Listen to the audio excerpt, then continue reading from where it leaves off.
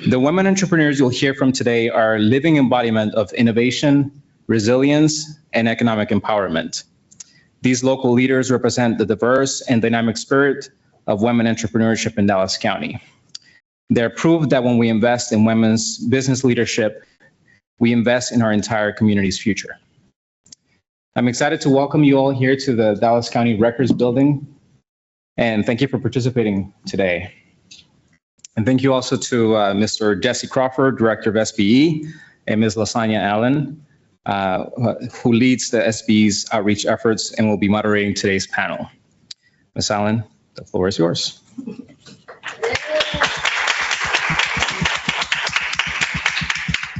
Good afternoon, everyone. Thank you, Jason. Again, I am Lasagna Allen, the Outreach Officer for the Office of Small Business Enterprise. I am just so happy to be here today because we are celebrating the end of our journey for Women's History Month.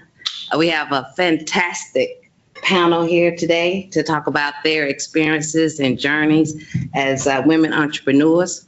And I don't want to take up too much time, but we have a chef, a marketing professional, a spa owner, a beauty salon owner, and a fence company. 4 of the 5 I need today. We're going to exactly, Well, this format is going to be, we're going to allow the panelists to introduce themselves and also discuss what has inspired them to become an entrepreneur. So we're going to start out with Ms. Rodriguez introducing herself and telling her about her journey. I always get to go first. I don't know. Thank you all. Thank you for joining us today and taking your lunch hour to be with us. And thanks to Jesse and all the team for inviting us. My name again is Minerva Rodriguez. I have a company called MR and Associates, which is a public relations, public affairs and community engagement firm here in Dallas. I've had this company for about 21 years. I really enjoy a lot of the work that I do. I do a lot of public entity work with Dallas County, with the city of Dallas, with several of the cities around us in Dallas County, and do some private work as well with like Ford Motor Company. And I've been in business for, like I said, 21 years. It has been an incredible journey. You learn a lot. And one thing I will say that the people around you will teach you the most.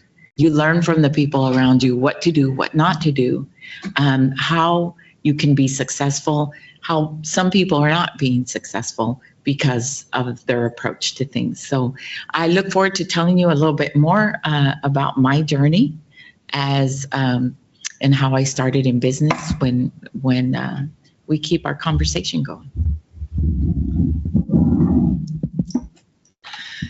Good afternoon, everyone. I'm Lydia Gonzalez. I want to thank Jason and everyone, all the team here at Dallas County for inviting us and get to meet some new entrepreneurs and see some new faces and share those experiences as to what drove us, to be an entrepreneur. A lot of people have a job, and you go through life discovering this journey and discovering these things that you don't know that you knew,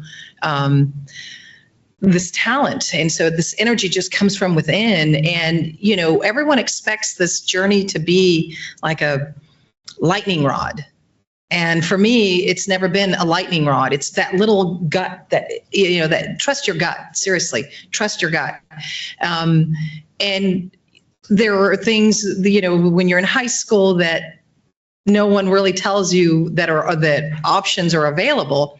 And I know my high school counselor said I was going to be a secretary. I'm just thrilled to know that I'm on my 4th career, and you don't have to do just the one thing for the rest of your life. I always made it sound like a death sentence. So I'm excited to be here, and I can't wait to answer any questions and share some of those experiences with you guys.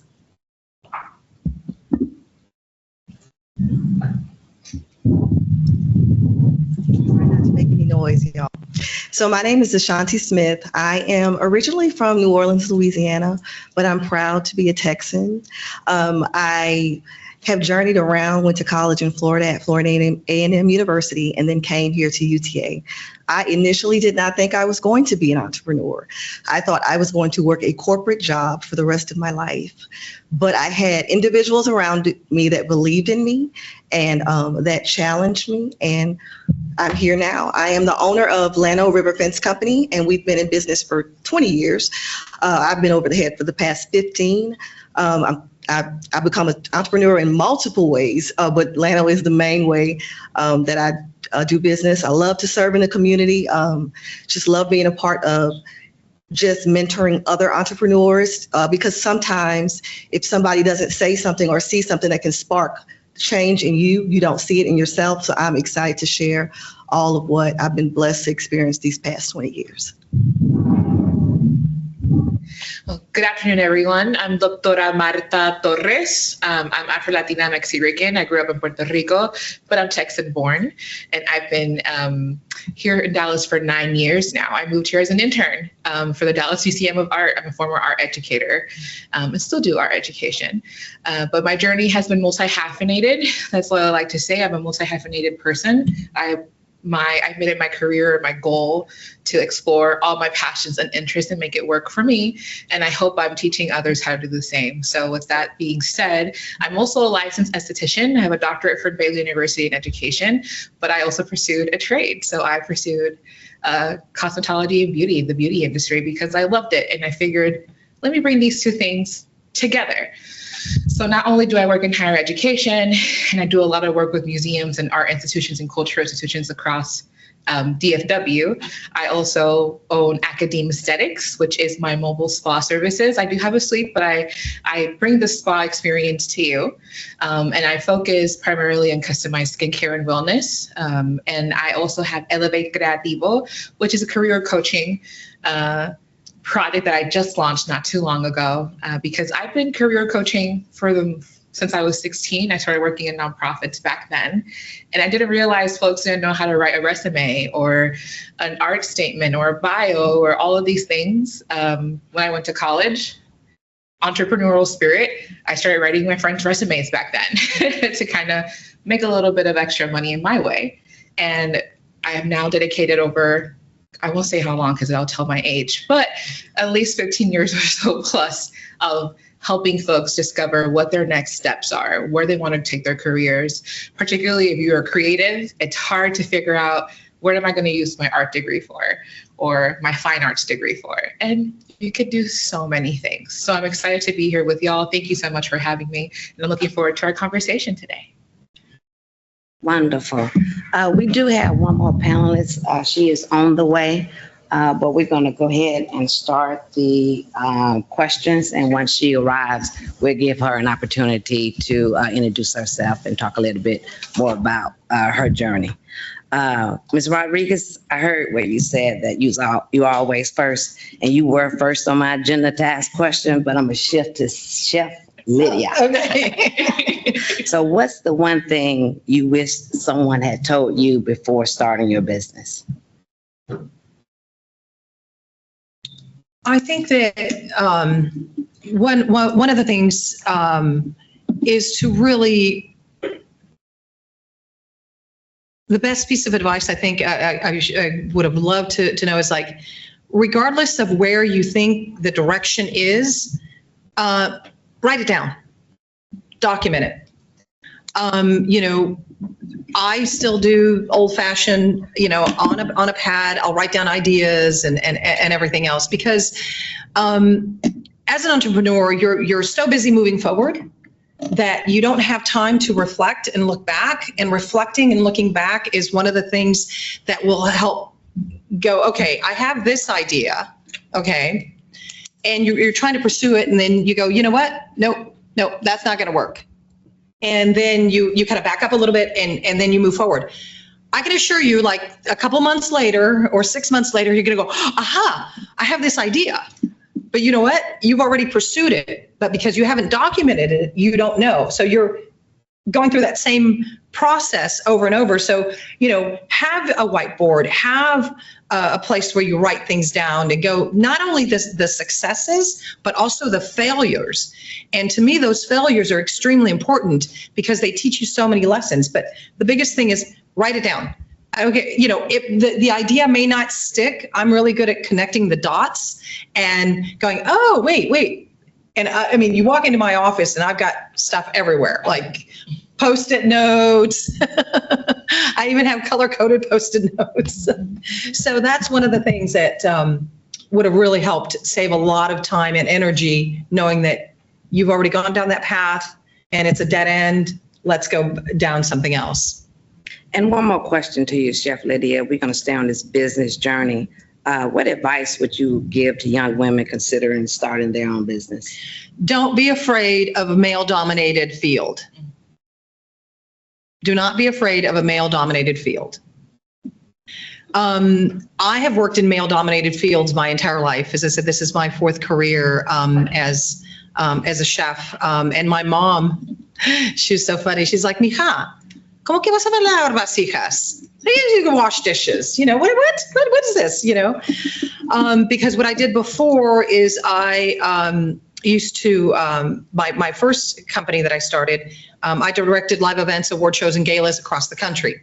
So for all of these major nonprofits. And so I'm interviewing politicians all the time and all, celebrities and all this stuff. And then I changed careers and I said, she's like, you didn't like to do dishes as a kid.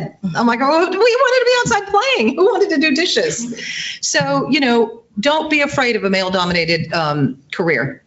I've been in banking, telecom, video production, multimedia, and now as a chef. Okay, wonderful.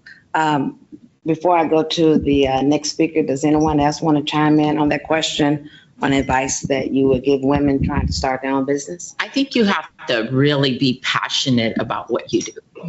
You've got to love what you do as a business owner. Because if you don't, it'll become something that you won't really drive your goals for. So really enjoy what you do. You got to get up every morning energetic about,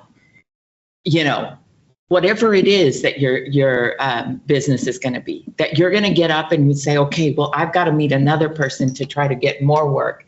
But because you're passionate about it, you can talk to anyone about it. And that is extremely important. It's even like your job. You've got to get up and say, do I really love what I do? Because then it doesn't just become monotonous and where I go and I come and I go and I come. It's got to be something that you're going to continue to grow and climb with. And it's really important in growing a business when that happens. So think about what it is you're going to do, whatever it is that you want to do, because, the ocean is out there and it's available and it's huge. And what is it that you want to do so that you can love what you do and be passionate and grow with it? And don't be afraid to ask questions and to knock on doors, to find people that mentor you, to find people that will support you. That is going to help you be successful. I would just quickly add, learn continuously and voraciously. Like, become an expert in that thing that you want to do.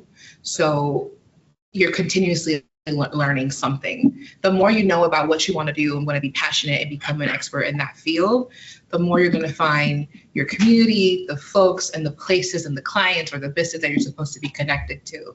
So continuously just want to learn and develop and gain new skills, go to those professional developments. You're already here, so I already know you want to learn, right? But continue having that curiosity and that spirit of just flourishing what you want to do and becoming an expert in that.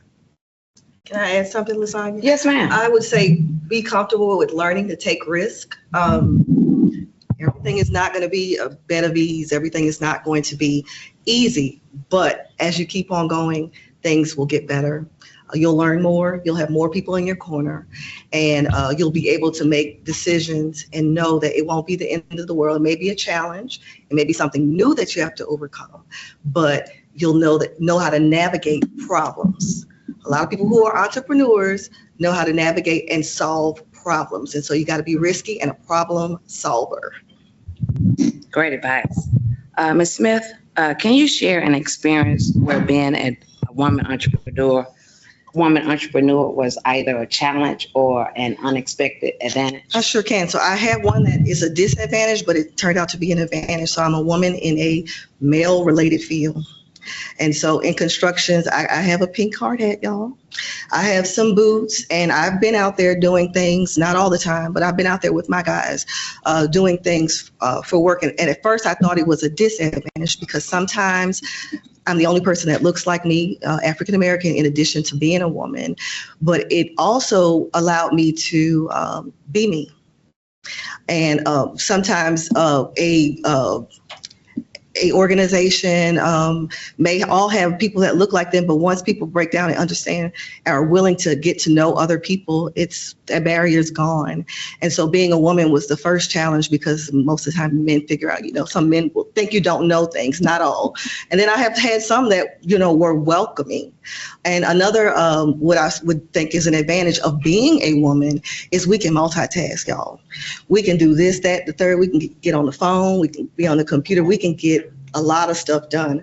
So I get my work done pretty well and pretty quick. I'm thankful for my team sitting out there right now. But we get our work done. The last I would say is to care. So beyond my employees being my employees, I may not go to breakfast with everybody, may not sit at the dinner table with them, but I do care.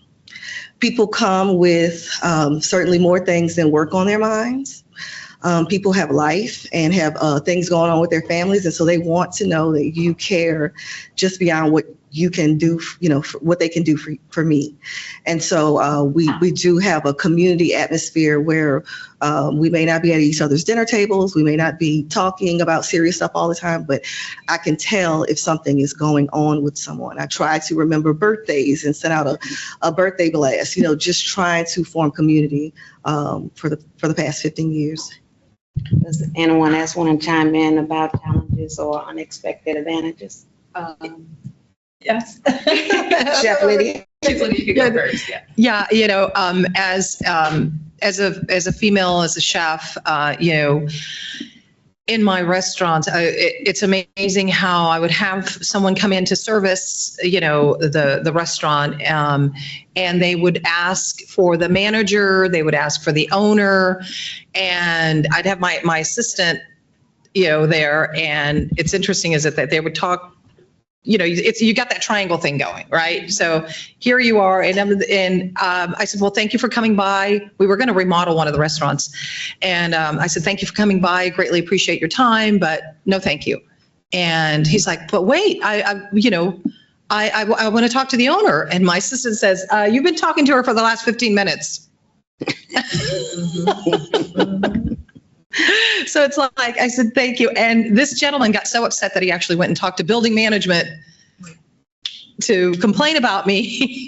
And the building manager's like, it's her business. She can spend her money wherever she wants to do that. So if you feel uncomfortable in a situation, those are some of the challenges. But again, learn to trust your gut and, seek some advice because you're going to have those challenges because they don't expect us to be the owners, and we are, because we're out there in the nitty gritty. I'm out there, every day, making sure that my staff gets treated well, because there's a lot of disrespect. It's one of the main reasons that chefs leave restaurants is because you're being disrespected, and you literally throw in the towel and walk out.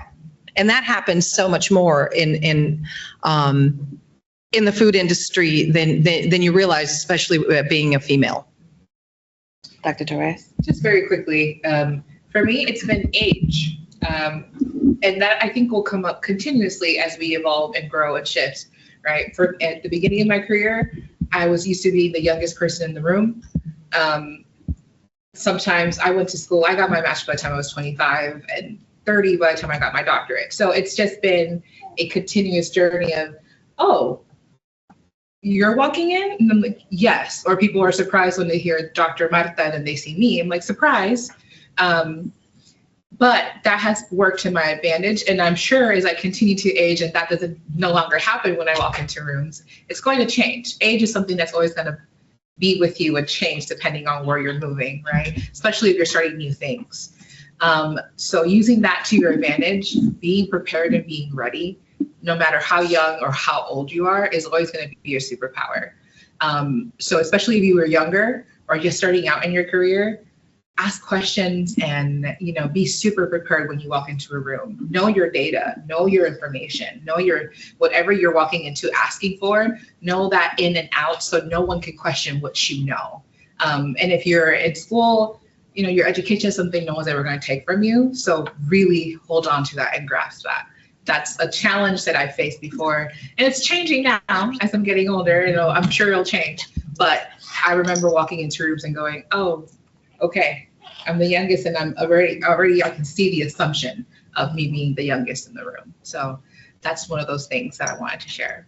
And, you know, doors are going to close. Yes. Just keep knocking.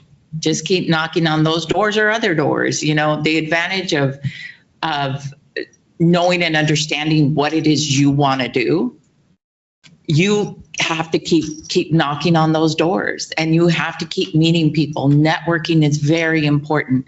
Network in the not just in the industry you're in. Like I do public relations, and yes, I'm a member of the public relations group, but they're all public relations professionals. So I really try to go outside of that and go into business organizations, places where I can meet people. And when somebody says, oh, I'd love to help you, follow up, because the challenges will be there. You're going to have a ton of challenges as an entrepreneur, as you do sometimes even in your professional career. But don't let that stop you. Just keep going. And I will promise you that one day that door opens and you get to walk through, you'll know that this is the right place and this is where I'm meant to be. And then keep knocking on more and more doors. Thank you so much. We want to give Ms. Victoria an opportunity to introduce herself and her special guest. Oh, yes, And, very special. Yes. Thank you so much for having me today. This is so beautiful. My name is Victoria. I run a beauty studio down in the heart of Oak Cliff, Bishop Arts area, and I have the opportunity to help beauty entrepreneurs have successful careers, whether that's providing them business etiquette, ensuring that they know what they're doing with their taxes, just very basic things that so many, especially minority and women-owned businesses don't technically get access to, especially because most of them don't go through, a general college. Bless you. I know, she's so precious. I thought it'd be really important to bring her today because I think it's important to show that women still have to do so many things in so many different hats. And honestly, she's amazing and she's so chill, so I can take her pretty much anywhere. But it has never been a limitation for me in the 6 months that I've had her to continue to run my business, which I hope that brings any courage to anybody or any joy to anybody else who's considering having kids and a career, that you might have to slow down a bit, but you can still bring your baby places and you can still do so many things. Someone earlier was talking about limitations, and there really is no limitations for what women can do. And I hope that so many feel encouraged with that. And again, I'm just so honored to be here. It's always so sweet to be able to talk to people who are entrepreneurs, who are desiring to enter the field. I hope that so many women today just feel encouraged. And I'm happy to share any insights that I have along the way, because I know I've learned so many painfully and also through incredible women who've also supported me today. Oh, wonderful. We're going to switch to financial and growth Actually, I would like for each of you to address this question. How did you secure initial funding for your business? We'll start with you, Ms. Victoria. Yes, ma'am. So I did an application with Lift Fund. If anybody else has had the opportunity to work with People Fund, Lift Fund, I'm trying to think, there's a few, Dream Spring. There's quite a few different nonprofits that will assist you with an SBA loan. And they walked me through the entire process. I was able to secure all the initial funding that I needed. I secured a 3% loan with Lift Fund because I was able to qualify for an opportunity for women and minority-owned business. And so I think that if you have any opportunity or advantages to your disposal, you should definitely take them. And a lot of nonprofits are more than willing to help you, especially because there's so many disparities within our communities. So Lift Fund is an incredible organization. I had so much assistance, and they made that entire process an ease. I hope that helps anybody else who's considering doing a loan as well. Yeah, that's Lift Fund is one of our strategic partners as well, and we refer people there quite often. Ms. Rodriguez. Well, I never thought I was going to be an entrepreneur. Let me just say that. I really thought I was going to stay in corporate, and the world threw me a curveball.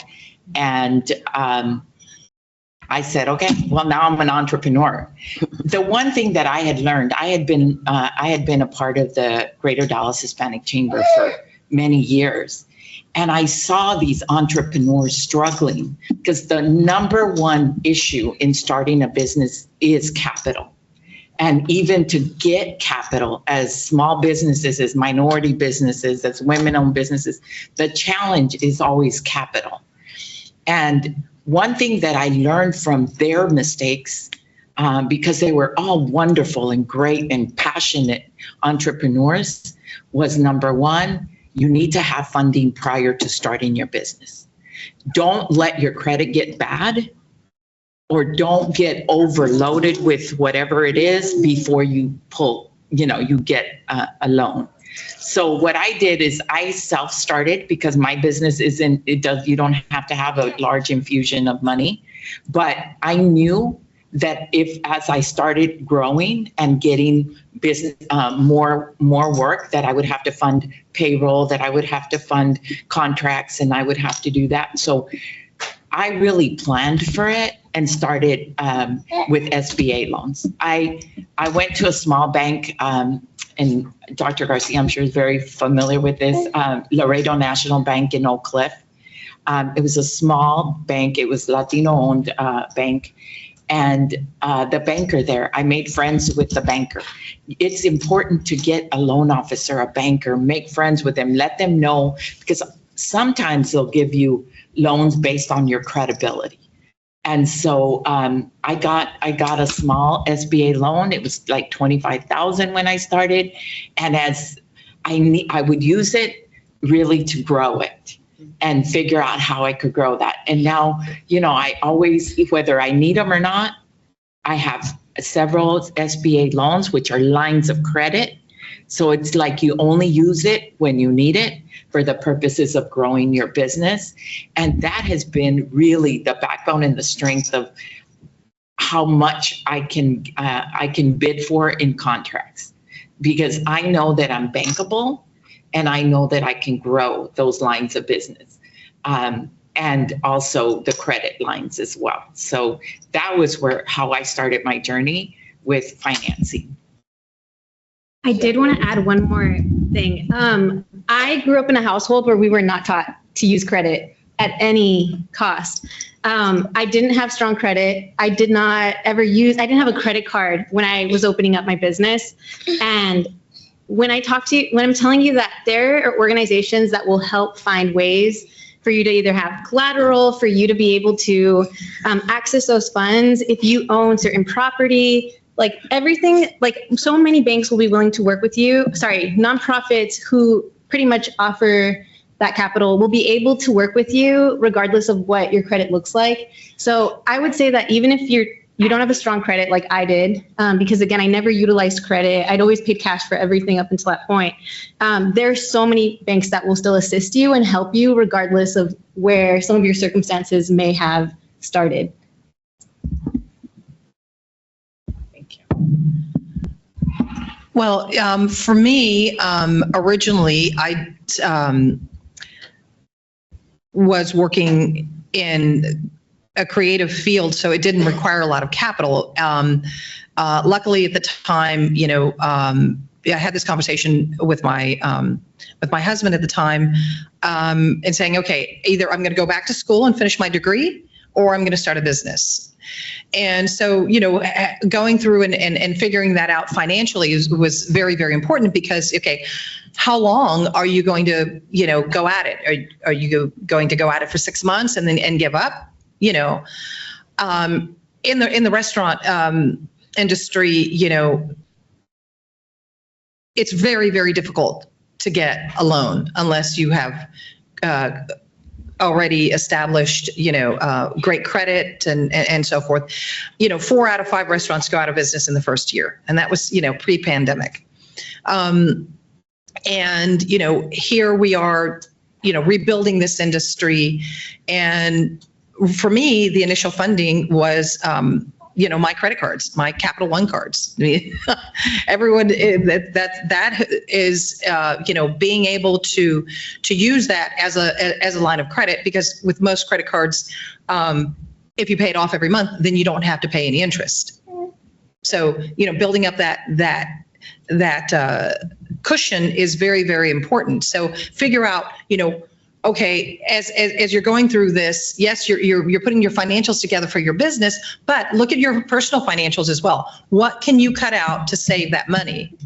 Because, you know, once you get started, you know, is the next big contract around the corner? You don't know. I mean, hopefully one day I'll have a contract with Dallas County, you know, but am I bankable, you know, as Minerva was saying. So being able to get your finances in order and figure out exactly where you're at. But, you know, a lot of times friends and family as well will help out, but you have to have a business plan. If you're going to go and work with Lift Fund, you have to have a business plan as well. So make sure that you've got your numbers down. There's a lot of great resources that they have as well that will help you in the financial realm. You know, for me, I'm having to rebuild completely because I lost 80% of my business. Right before COVID, I was on the verge of opening my 3rd location. And so even now, I've taken another step, but I have to make sure that funding is there and in place. So, you know, you don't have to spend Starbucks every day. You know, make coffee at home. So just secure that finance and build those relationships, and because you need to build those relationships before you need them. Okay, Ms. Smith. Initially, it was, I worked during the day, and in the evenings we came home, and it was just like a side thing. It was, you know, a side hustle, so to speak.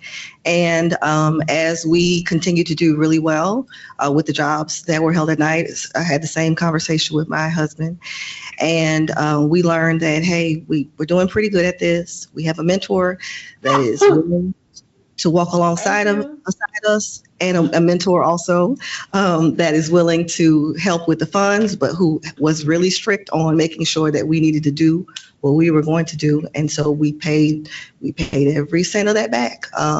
And we were very, very intentional about making sure our bankers knew who we were. We were very, very intentional about reaching out to cities and municipalities, getting on bid lists, doing all the many things that required us to get the bids, to get the opportunities to us. But that's how we initially started. So for myself, it was also self-funded. And then initially I went to, it's a local beauty school here, BGMU. It's based out of Garland. And what that program did, it's important to kind of start there. That program, it doesn't only just focus on getting you licensed and, you know, getting in the beauty industry. It teaches you about the beauty industry, the business side of things. So thankfully, as I was getting my license, we were doing business classes, and we were having specialists come in, and nonprofit organizations come and teach us how to run our businesses, how to apply for a DBA, and then in our LLCs, and how to continue to grow from there, how much we need to put in savings, and kind of just putting into it. So it was a network. I had a network to tap into in other industries and business industries. And I started with partnering with different salons in the area for aesthetics. Particularly the beauty industry, you have to start out with building clientele. You have to show a bank that you have clientele consistently, and then you can start applying for loans and other things. So it's almost like you do start self-funded. I started in a suite in my apartment and moved to a suite. And then when I saw how the things are shifting in the industry, that's when I shifted to mobile services, because why am I going to pay for overhead costs when I can take that away and just move the spot to my clients, right? So you pivot, you adapt. But it did start self-funded, and then started with grant applications or grants for beauty professionals and loans, and you kind of go from there. but that was my particular journey. Okay. For the sake of time, we're going to move into leadership and management. This goes to you, Ms. Victoria. How have you built and maintained a strong team? Everything that I do for my team comes from a heart of serving them. I want to make sure that they always feel supported. I want to make sure that my team knows that I have, every inch, like my interest lies in them being able to do well, because if they do well, I know that my business will in turn do well. Oh, really? So I know that in serving my team and taking care of them and making sure that, if they have questions, if they have suggestions, I have an open door policy at the salon. If they need something from me, I make sure that the feedback is open there. I'll probably have to step for a minute, or actually, let me just stand. I come from a strong retail background. I worked at Target as an executive team leader. I worked at Apple as well. And when I was at both of these companies, I learned a lot about, I learned a lot about how to serve our clients and our guests, because customer service is everything in those industries. So because customer service was at the heart of what I did in a lot of those spaces, I was able to take that and transfer over my skills to the beauty industry, which in many ways, I don't know what your experiences were in any salons that you might have potentially worked in, if you ever did that, Yes. A lot of owners don't take the time to take care of their employees. And I think that a lot of salons end up going out of business very quickly or have high turnover because they don't listen to their team. And so because I've been able to get that feedback from them and listen, and the best thing that you can do when somebody gives you feedback is act on it right away. I always under promise and over deliver. I will tell my team, hey, I hear you. I don't know if I can do that in this time frame.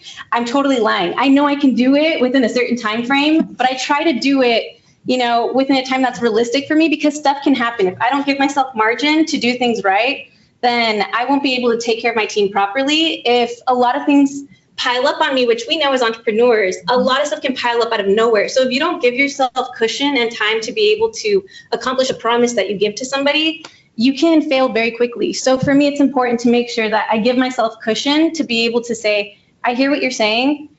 If it's a realistic request, I'll make sure that I can take care of it within a timely manner. And I'll give myself that deadline and give them a separate deadline. And then from there, once I accomplish that, I build trust with my team and they say, okay, she is actually going to do that. She didn't just say that. She didn't just hear me with the feedback.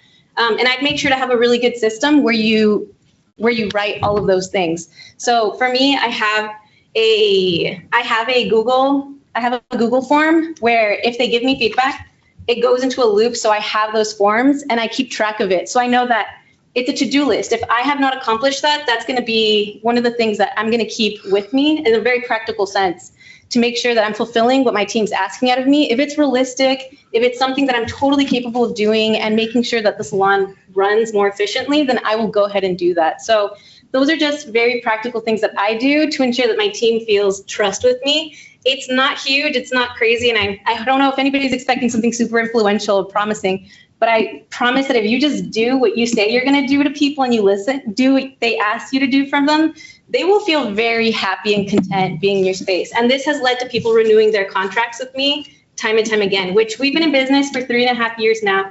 And I have about 78% retention, which is amazing in a beauty industry where people run their own businesses in your space. Please excuse me for a second. No problem. One more question under leadership and management. Ms. Rodriguez, what strategies do you use to stay motivated during challenging times? Lord, first I pray. That's a good one.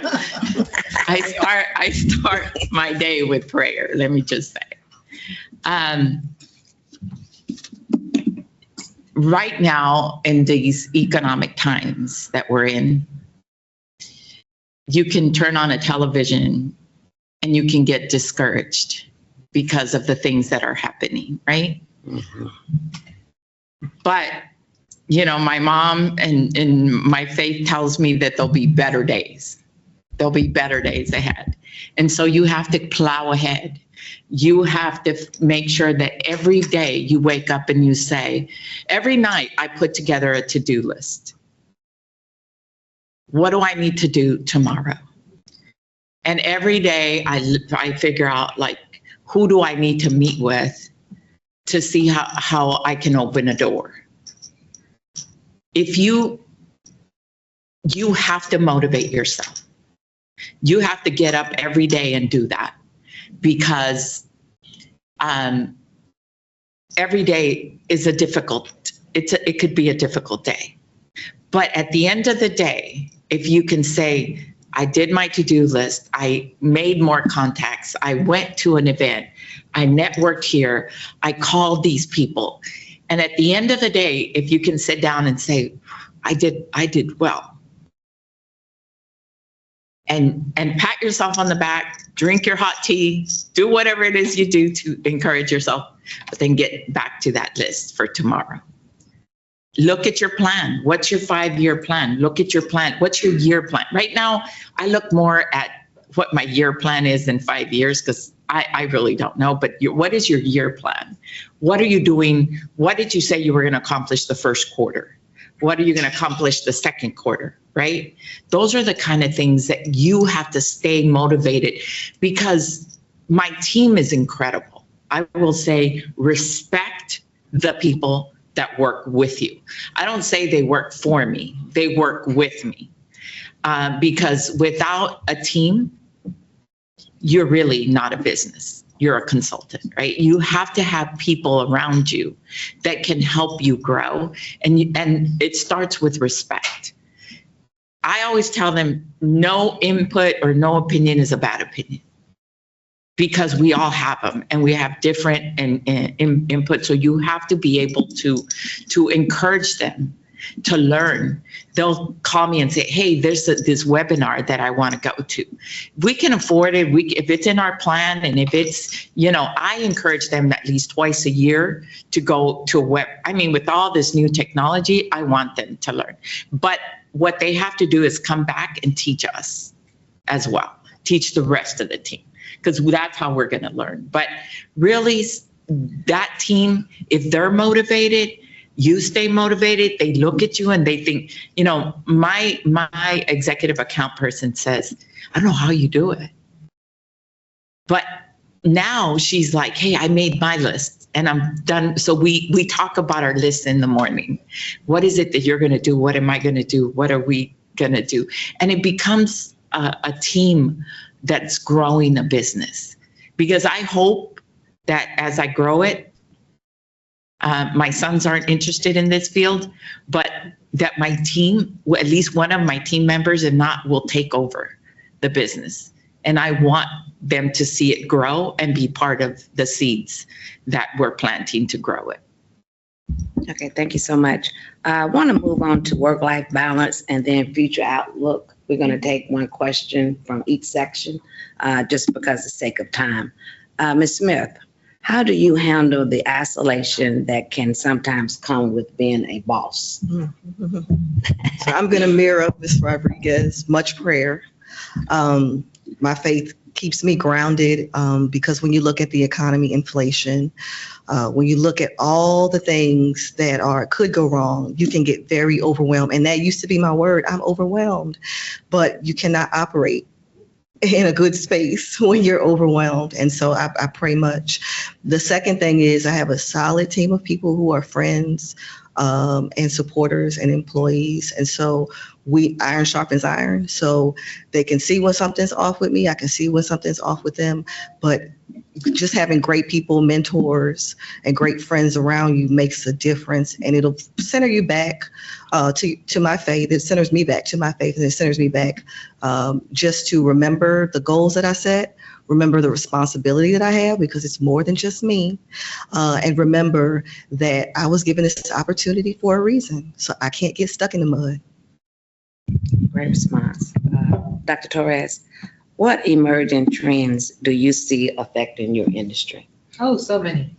The wellness industry, whenever how things are looking currently, and I don't need to go into much detail about that, right? We all know the state of the world and how things are unfolding. The wellness industry tends to be one of the first things people naturally can say, I don't need to go get a facial or get my lashes done, or, right, we pivot, I could do this myself at home. So having that understanding is why I pivoted to mobile services last year, right? I took away my overhead costs of renting a space or a room to hold my business in, because it was a cost that sometimes booking is slow.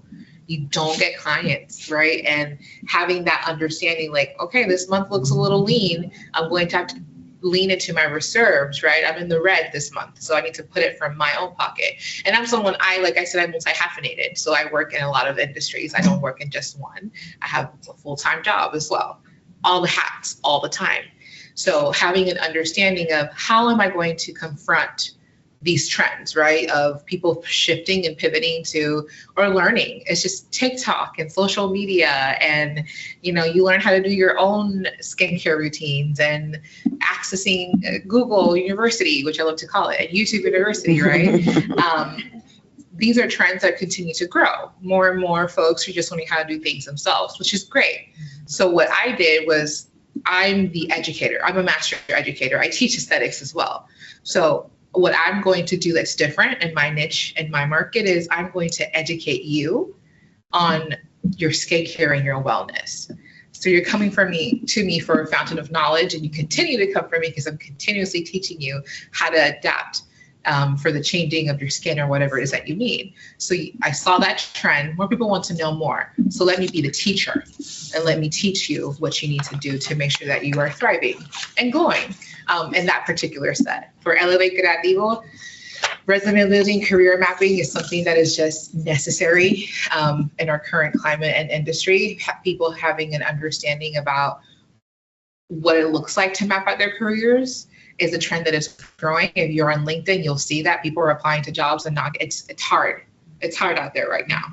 So understanding how your resume is parsed, understanding keywords and highlights, and how to make sure that you are standing out, your personal branding, your cover letters, your CVs is something that I saw that it's also a big need to help educate people and how to do that effectively. So those are trends I've seen, and those were my responses to them. So I think being an entrepreneur and being a contractor and all these things means that you have to be adaptable and willing to learn and change with changing industries. Okay. Right now, we're going to open it up to Q&A. We're going to start with any questions that we have in the room, and then we'll turn over to individuals that chimed in. Any questions? Yes, Commissioner Garcia. First of all, thank you all for being here today. We have over 52 people in the queue listening all over the building. So this is a great networking. Ms. Allen, fabulous job. For whoever wants to answer this question, in today's world, what do you think will be the most efficient way to get to people other than social media? I know social media is number one, but other than that, what is the best way to communicate with people in your different fields? I can open up there now. It's different per industry, but I think community, networking, attending events like very much like this one, and not operating in silos. I think we get lost in silos because social media is such an easy tool to use, but being in a room with a person who works in the industry or is adjacent to it is just as important and helps spread the word. So just being in community, attending community events, attending networking and mixers and fundraisers, it puts you in the room with the folks who are doing the work as well and helps spread the word. I'd like to chime in really quickly. I think one of the things that we have to do as well in making that reconnecting our community, especially post-COVID, there's so many shifts that happened.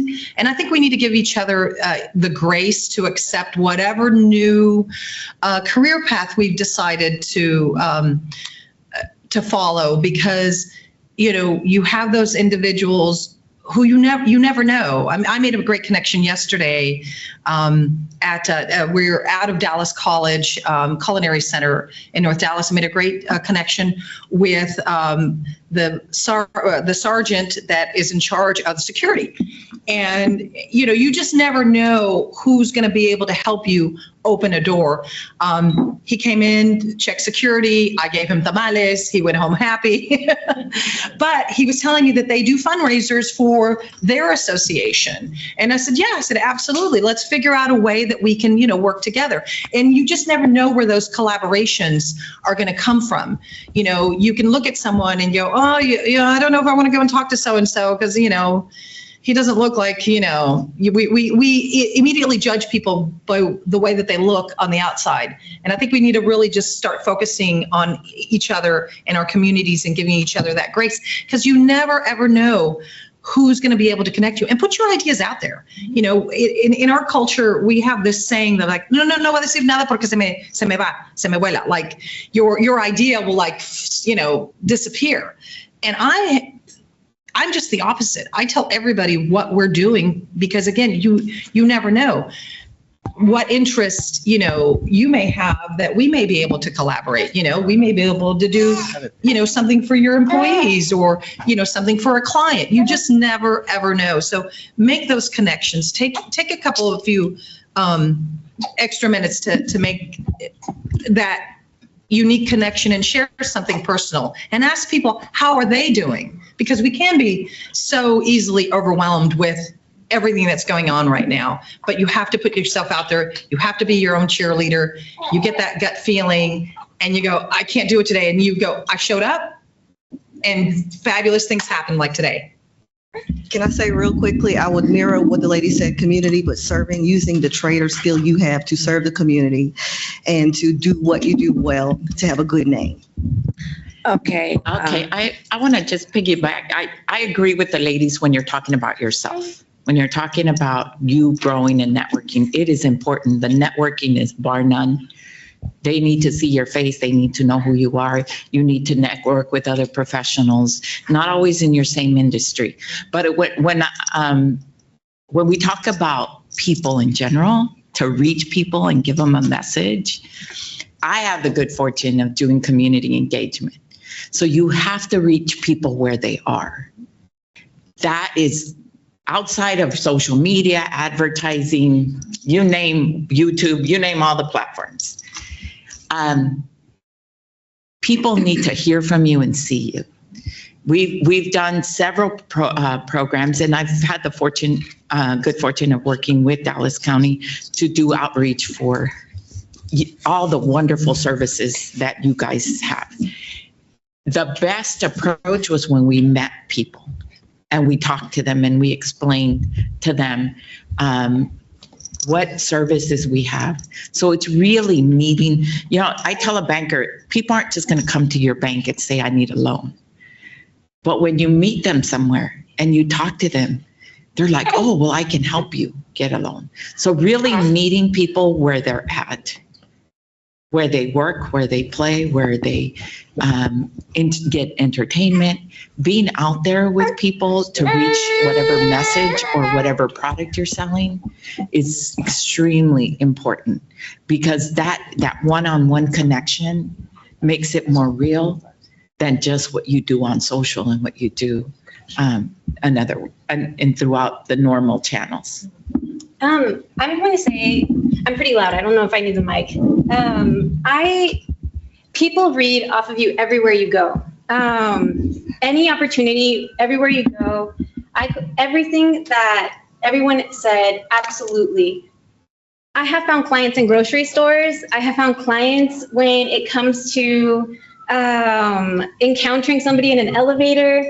I think that because I'm naturally an extroverted individual and I just really enjoy connecting with people, it's really easy to talk to somebody and get to know somebody and then find out a need that they have.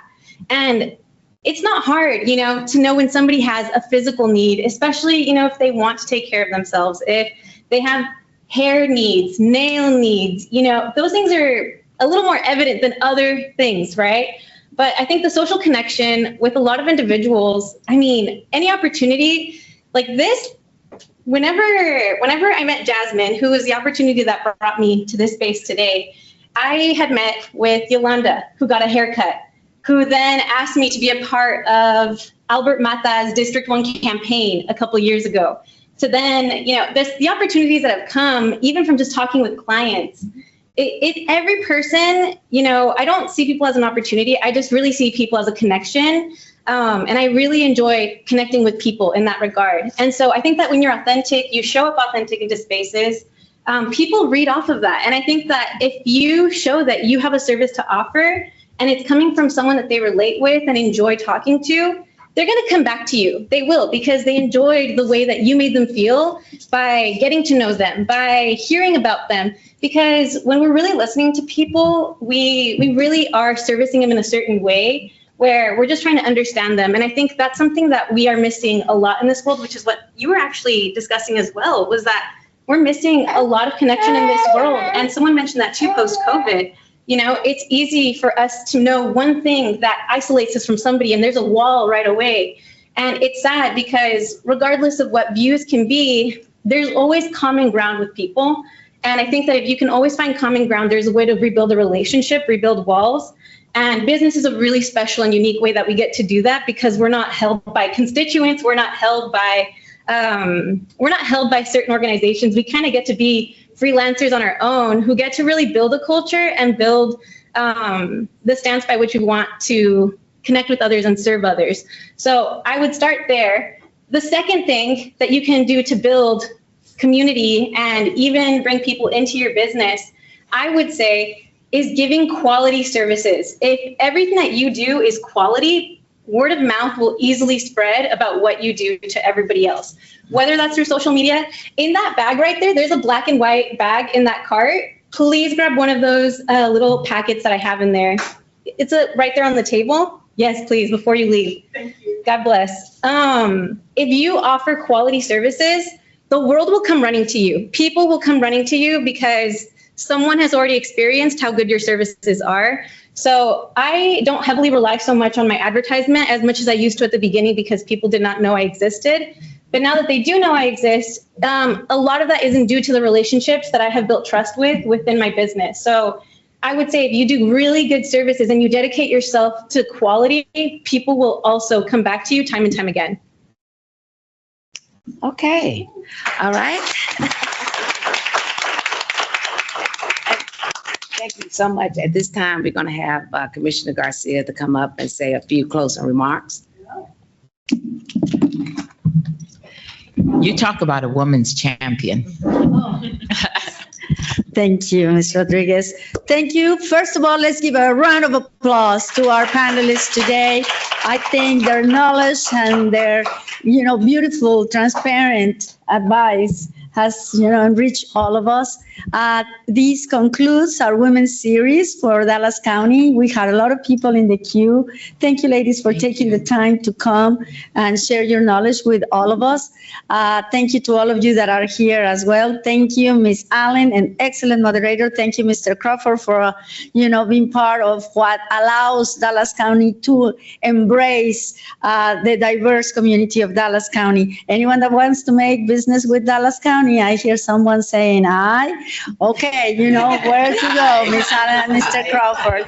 And with that, I want to thank Mr. Jason Romaine, our CEI Director.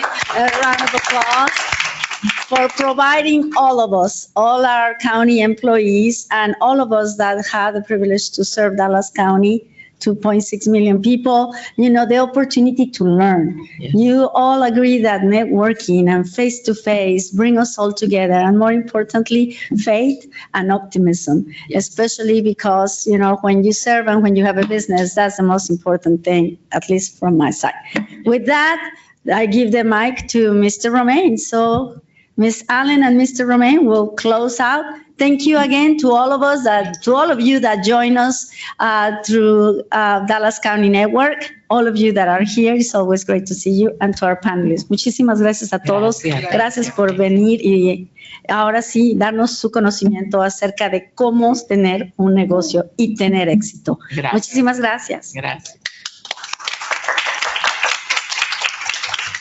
So I am peacock happy and hyena happy as well, because you guys embody everything that we try to influence, drive, and instill in our community here, which is that spirit of entrepreneurship. We see the value that you bring. You guys create jobs, right? You're buying homes, you're paying taxes, you're employing people. That is awesome. And that's why every day when I wake up and come to work here at the county, I look forward to meeting people like you and seeing your visions come to reality. Reality. Yes. So I'm going to tell you something else. Commissioner Garcia and our whole commissioners court, they are our biggest champions. Lasagna and I have the power, the wind beneath our wings because of our court. Yes. They saw fit to have an office of small business enterprise. So again, I just want to say thank you personally. And again, thank you for coming out today. And I don't know about you, but I took some great notes. I don't know about some of you online. I hope you were taking copious notes, because they dropped what we call diamonds and jewels, each one of you. So being tenacious, right? Being innovative. I heard someone say that, every day you write down your ideas and you learn from your failures. So this is this is what entrepreneurship's about. So thank you again. Have a great day. And you're always welcome here. So come down to the small business office. We're on the ground floor, 0300, and we look forward to seeing you guys. Thank you. Thank you. Thank you all once again, and thank you so much for so much wisdom that you shared today. Thank you, Commissioner Garcia, for being here with us as well, and for being such a great leader for our community. I wanted to mention before you left, we ordered a few mini pies from the chef. So in the back of the room, before you leave, grab a pie. For those of you that are online, if you're in the building, I'll have them up here in the 7th floor. So just send me a message and we'll coordinate you picking up a pie. Oh yeah, we had 58 people joining us online as well. So thank y'all for listening and parking validations stickers as well in the back. So thank you and see y'all next time. Thank you.